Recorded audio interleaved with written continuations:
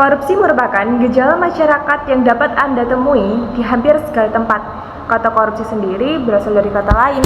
Saya akan menjelaskan mengenai faktor internal dan faktor eksternal pendorong terjadinya korupsi dan nabja. Faktor internal pendorong terjadinya korupsi dan nabja adalah masalah serius yang sangat mempengaruhi kesejahteraan dan kemakmuran masyarakat. Jadi, untuk memahami kedua fenomena ini, kita perlu menjelaskan secara rinci apa sih faktor internal yang menjadi pendorongnya. Faktor internal yang mempengaruhi terjadinya penyalahgunaan nabja meliputi hal-hal seperti persepsi yang salah terhadap nabja, kemudian kemudahan terpengaruh oleh teman atau orang lain, gaya hidup mewah dan suka bersenang-senang, kebutuhan ingin diakui atau mendapat pujian, yaitu merupakan pengertian yang salah bahwa nabja tidak akan membuat ketagihan, dan hal ini menjadi salah satu faktor yang memudahkan seseorang untuk mencoba. Faktor internal yang mempengaruhi terjadinya korupsi meliputi hal-hal seperti ambisi yang berlebihan, sifat rakus, serakah, dan kekuasaan, serta pengaruh, kurangnya integritas dan kurangnya kesadaran hukum. Ambisi yang berlebihan mengacu pada keinginan orang untuk mendapatkan kekuasaan dan status tertentu yang seringkali dapat mendorong mereka untuk melakukan korupsi demi mencapai tujuan tersebut. Wah, ini sangat luar biasa ya. Sifat rakus dan serakah juga dapat mempengaruhi perilaku korupsi karena seseorang ingin merebut uang atau keuntungan yang besar. Jadi kekuasaan dan pengaruh juga seringkali menjadi faktor pendorongnya korupsi.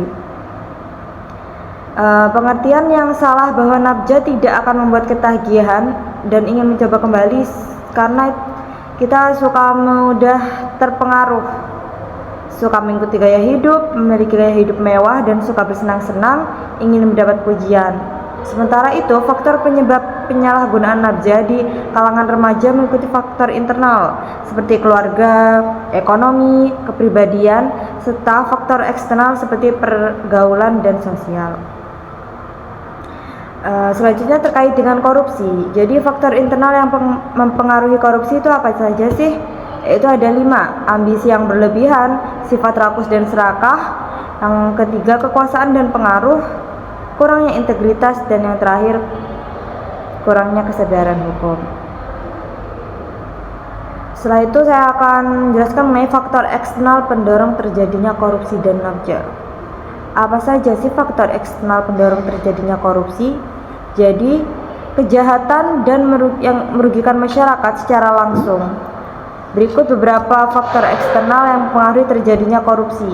Sistem hukum yang lemah dan tidak efektif. Yang terakhir, saya akan menjelaskan tentang dampak korupsi dan nabza.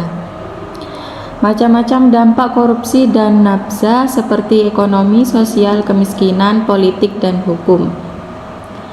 Dampak korupsi terhadap ekonomi. Korupsi memiliki dampak yang merugikan pada keuangan negara dan ekonomi nasional. Dampak korupsi terhadap sosial. Korupsi juga berdampak pada masyarakat secara sosial. Dampak korupsi terhadap sosial. Korupsi juga berdampak pada masyarakat secara sosial. Dampak terhadap hukum. Korupsi juga berdampak pada penegakan hukum. Korupsi dapat mempengaruhi keputusan pengadilan dan menurunkan kepercayaan masyarakat terhadap sistem peradilan. Terakhir, menanamkan nilai-nilai dan prinsip anti korupsi dan nabza.